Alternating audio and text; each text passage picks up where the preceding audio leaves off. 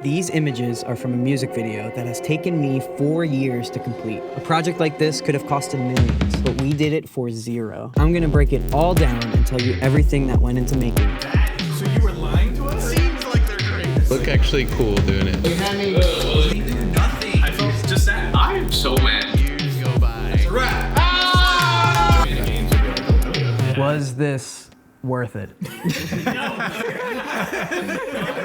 Why did it take 4 years? Because I was just gonna say, well, that was your fault. Okay, so where do you start with a project this massive? With this video being 4 years in the making, the idea has changed tremendously from the beginning. 4 years ago, I don't even know if I knew how to make a treatment, but I knew I needed one. So I threw together this PDF, and looking back at it, it's honestly so bad. So I've never even saw it. Did you ever see it?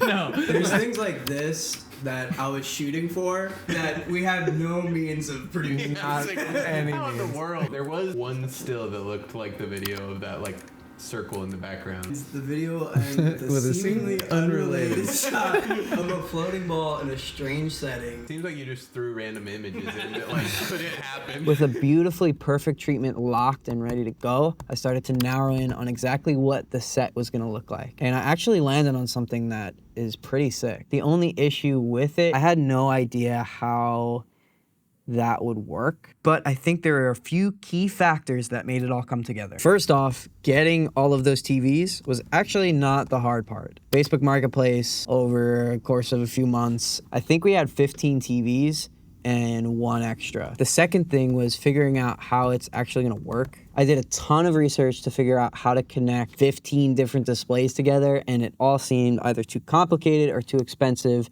and our budget was low. So in my mind, I went with the easiest solution. Did we all have to bring everyone? I think everyone had to bring their laptop, yeah. We had a laptop for every 2 TVs and had to go from USB-C to HDMI and then HDMI to RCA and then RCA to the right TV. Well, the annoying part was we had to hang the TVs, and then we had to go. It was like 3 times you had to go up because then you had to like wire to the TVs, and then you had to like run power to the TVs. And wasn't it that laptops 1 and 2 where like the video was slightly longer and it had like a bunch of lead up time? Right, And then yeah. 3 and 4 was like a little bit shorter, and then 5 and 6 was the video was a little bit. I would do 2 and you would do the next 2, and then I would do the 2 after. I think that's what we did. Do you have like a mic? Sounds like you're like on a mic. 13. Oh, and then I made a 3.5 minute section of this so that if something was off, yeah. we could adjust it. I was On very some of them. I was like, wow, Dan's way smarter. Yeah. It probably wasn't the easiest way to go. Dan, I have another question for you. What? Is there a program that exists Yes. where you could just play different videos at the same time? Okay, it was definitely dumb, but it worked and it was free. Now that we had the TVs and we got them working, the last thing to do was to figure out what was actually going on the TV. So we could have put the same video on each TV, or we could have put a different video on all of the TVs. But I really wanted all of it to feel cohesive and connected. So instead of making 15 videos, I made one video that I exported 15 times. Obviously, there's one tool for this job, Motion 5. I placed my video on top of my TV diagram. Then I placed a camera in front of each of the TVs. One by one, I exported what the camera saw, giving us 15 individual videos that were perfectly synced. It took so much work and we did it such a hard way. It's ridiculous that we didn't get a program that could just do this, but you did like all of the trigonometry required to make this actually work, which is crazy. Yeah. After all that, we were ready to shoot. What we didn't know was we were about to run into our biggest problem yet. Something that you can't really fix in post or in pre or at all. We were just bad at filmmaking. Do you remember your mentality for the lighting in this scene? Yeah, it was going like this in the color wheel. It's like, oh, this looks sick. And then Dan would be like, yeah, keep that up. And I'd be like, okay. I didn't know how to use the app. I'm actually surprised it looks as good as it does with the trigonometry. And I'm remembering that with all that haze, I set off the fire alarm by not covering it. Nice. We knew nothing. I covered it, but not good enough to top it off. I think I used gaff tape instead of painter's tape, so we pulled it off and it pulled off some paint. So it was like a double, like, oh. That's your 4K we're using. that you like showed up with on that day. We weren't planning But on Dan using was that. planning on using a Sony Oh, really? a7 III, and then you showed up, and we're like, ooh, like, You're like, I'm gonna get some BTS with this. yeah, you were excited to get BTS. And you're like, It's like, no, that's A-Cam. good thing you did. You probably would have trashed the A7 footage if you know. It's like a close, very close A miss. lot of what we shot that day does not age well, but I think because we went all in on this idea, it still holds up. I do remember watching the footage and being like, this is actually so sick. It is. Wait, it's time. Right about this much ahead of its time. Now we're right on time. After a crazy amount of work and half the video shot, we ran into what I think is probably the biggest roadblock of the video, COVID. With the music industry being so uncertain, we said the song not coming out and Decided to release other songs. Change Your Mind, Joni, and Angel. All in between the start and finish Okay. of this video. it wasn't until 2 years later that Care More was finally ready to be released. At this point, the question was, what do we do with the old footage? I really was torn because a lot of this, not a lot, some of this was really good. Most of it was bad, pretty much unusable. So it definitely just needed a massive rewrite. I think that's what pissed me off about this video was that it looked so good 4 years ago. We were like so excited, like this is gonna be like one of the best videos we've been part of. And I think the main thing that held me back was the TV idea was really starting to be outdated and overused. Also, Nate looked way older by this point. I didn't love the way the footage looked. The band didn't love the way they looked. With all of the issues, it was really hard to figure out how to work in that footage with a new concept. You stuck up for the footage, right? Oh, 100%. Do we want to talk about the moment where you said, okay, yes, I'm going to go ahead and use this footage? The way you tell the story is No, let it tell the story. I got window seat. And now I can't remember. Yeah, I think Luke was probably right. At the end of the day, the footage does look so sick, and it's still something I haven't seen done quite to this level before. I decided to keep that main scene in and build the rest of the video around that. And after months of really working that in, the video was finally at a place where we could start shooting again. Fast forward, 2022. This is 2022? December 2022. It's 2024 right now, right? No. It is. It's 2024. 2000? This is 2 years ago. A year and a couple it was months. like I didn't know it was that long ago. Man, I've had a whole I've had like 2 kids. Yeah. At this point. You also got Doing married walls. during this. I got married. Should we talk about I started dating. that is kind of crazy though that she was on set, like you didn't like her, and then between this music video releasing, you like started to like her, started dating, got engaged, got married before the video released. Like it's Entire wild. relationship. Yeah. found the love of your Blossom. life before you could finish this freaking video. Spirits were definitely high as we moved forward, but to make it all work, I knew we needed to nail a few things. By then, I've had major upgrades to how I approach pre-production.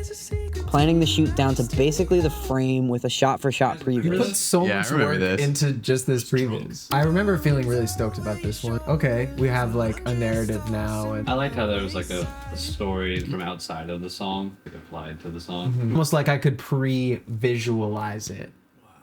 Part of how I approached it was understanding that we're in the modern age. You gotta keep it quick, gotta keep things interesting and moving. Every few seconds, introducing something new to look at. The crazier an idea is, the harder it is to convey to a group of people. Being able to sit back and show everybody what's in my head rather than having to explain it, it's just so valuable.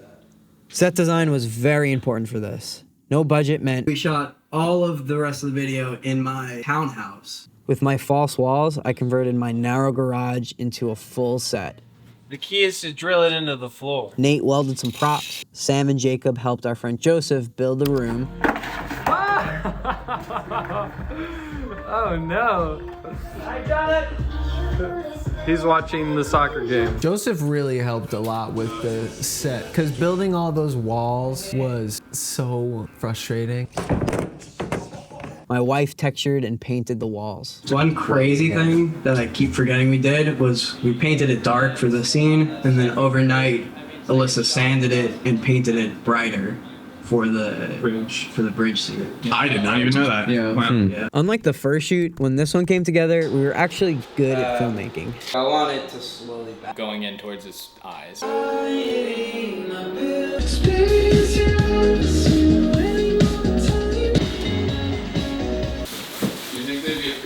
So this opening shot is actually one of my favorite shots.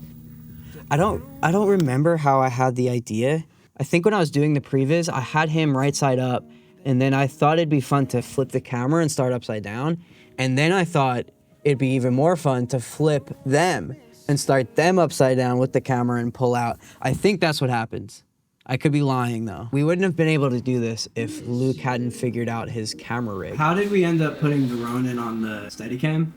I was doing some tests, then I sent you some footage, and then we were like, yo, we should do a couple shots like that. And then we did every shot like that. Similar to Jared bringing his camera. But when we made it, you said again and again, like, I think that's the best shot I've ever taken. I say that a lot. I quite often will be like, oh, I think that's the best shot I've ever taken. It might be. Luke gives himself goosebumps all the time. Pro tip, if there's a shot that in any way it's like, I don't know if we can get it, I don't know if it's gonna work, I should have done green. You're trying to get a stunt or a complicated shot or something you're not sure it's gonna work, you should pare it down and get it back up first. This way you know you have something to fall back on. I feel like it needs to stay red just to be consistent. So this blue screen stuff was a really good idea, except it was a really bad idea because I had never done anything like this before. That's just kind of what happens. The steps were shoot the band with this iPhone app that uses the camera sensors to track its position in 3D space. Take that camera data into Blender and export the background. Overlay the blue screen footage with the Blender background. Take that, do a bunch of coding stuff, put it through AI, and out comes the image we were looking for. That was the idea anyway, and I didn't know it at the time, but this caused so much headache in post. I'm pretty sure there was a point where I almost just gave up because of this. But I guess we'll talk about that later. Living room, I literally nailed blue screen to the ceiling and it did minimal damage. What really helps with this is living in the space that you're shooting, having full access to it, being able to drill into whatever walls you want. And well, I guess I was renting that place. So the other major scene was this bridge scene. Nate, quick on the ripoff. What camera are you looking at? Oh my gosh, we're being filmed. Action. I'll pause, look at the screen. And then get above his neck. And cut, reset. A lot of flashes. Is there like a hidden effect somewhere that you have them just flashing? We spent hours trying to figure out why the lights were glitching. It was so frustrating. Ultimately, we never figured out how to not make the lights glitch. Yeah. And then we were just like, it's part of the video. I think we just like accepted makes this sense. has to be the way. There's no other way. Which is kind of dumb because it elevates the whole video so much. And then that very last shot is so much sicker with that lightning. That's a wrap, everybody. That was horrible. Let's try somebody else. That's the actual rap. All right, this is the real one. That's a wrap, everybody. No one's gonna believe that's the actual rap because it sounded too lame. Yeah. This is the actual one. All right, That's a wrap, everybody. guys, Yeah. that's a wrap. Ah! Yeah! I have COVID, I'm pretty sure. Finally, we had all of the footage we needed. Caremore was 100% done. Actually, that's a lie because we had one idea that we didn't shoot because we ran out of time and we were gonna reshoot it and then ended up not reshooting it. But there was another shot that we did end up reshooting. So it was more, and we were ready for post-production. Yeah, I think ready is probably a strong word because what I didn't know is how much time and energy I was about to spend on post-production. There is a host of technical reasons why that was the case, but I think the main thing was just the fact that this was a passion project, which means nobody was getting paid. I wasn't getting paid, which is a very interesting thing because I think it's not just important, but it's necessary for all creatives at any stage in their career to push the boundaries of what they can do with full creative freedom. But it easily can become the first thing that is postponed when a paid project does come along or life in general pops up. Other major roadblock to this post-production was I had a VFX artist, a colorist, and a sound designer all confirm interest in the project that I was paying out of pocket, And all of them, for one reason or another, decided to drop out, leaving me with a lot of work to do. Yeah, you remember this? This idea was really cool because no one had really done it yet. And then everyone started doing this. So just like the TVs, we waited a little too long for this idea. I decided, let's do it differently. My main qualm with how this looked was it was very flat. It seemed like a 2D effect put on this footage. I liked the intent with it, a very computerized, glitchy sort of effect, but we could do better. I split the footage into a few passes, a background pass, TV pass, a people pass, and a foreground pass. I ran each of those through AI twice, once with the settings really low, and once with the effect really high. Then I took all of those separate parts, brought them together, learned how to be a full-time VFX artist, combined them with compositing and masking and blending modes and you name it. But then it still wasn't looking good because it didn't look like the TVs were there. So I went back to Blender and made a higher quality version of the background and made all of the TVs invisible, but still be able to cast shadows on the ground so that when I composite the TVs back in, they still have a shadow. And I'm gonna stop explaining this. There you go. So that alone took months to learn and relearn, but I did it. And I was very, very happy with it at this point. These zooming shoots are so sick. Yeah. I like where all of a sudden you're just like in this massive like digital space. Yeah. We should do more of that. No, I'm being serious. Like other stuff, but like that's a sick shot. Next was painting. Next was color. I had only really dabbled in coloring in the past and never really took it that seriously. But with this being Caremore, and we're already at this point, I wanted to do it right. So I spent a lot of time and a lot of time on it. Sound design. This was actually fun. I can't have fun anymore because I'm always filming. Nate and I worked together on this. Man, you can't, that's like a little baby thunder, bro. You gotta make that crack. So I did most of the designing. And he made it actually sound good in the mix. I don't wanna miss you. What do you think? We're all done? I like all the different sound effects too, kind of making it like, who cares about the music kind of thing. That's been my thing for the 100%. So the question we've been asking Was it worth after it? all that, was it worth it? Was it worth it? Well, I feel like partly you're the one who can answer that question. For me, yeah, for sure. Absolutely. Yeah. the years spent is the more annoying part. Is like, I said, going Annoyed. it's annoying. Yeah, ultimately, like working on something very hard to like create something really good is a valuable thing. I guess it's harder to say when it's like a shorter video. I guess that's the question. Is it worth 4 years of video? Which probably not. I think it's really cool to have this one video that is like, this is how much Dan has grown as a filmmaker in his mid-20s. I don't know, it's kind of proof of how far you've come. Like a good chunk of my life has been this project. And it's crazy to say because that makes it almost seem like this video should be better and I should continue working on it. You know what I'm saying? So it's kind of bittersweet.